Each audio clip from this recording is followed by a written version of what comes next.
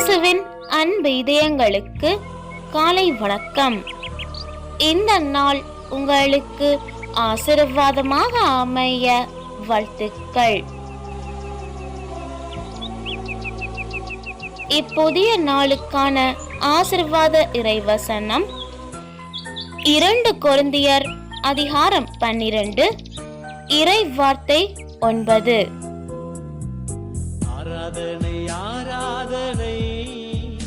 என் அருள் உனக்கு போதும், வலுவின்மையில் தான் வல்லமை நிறைவாய் வெளிப்படும்.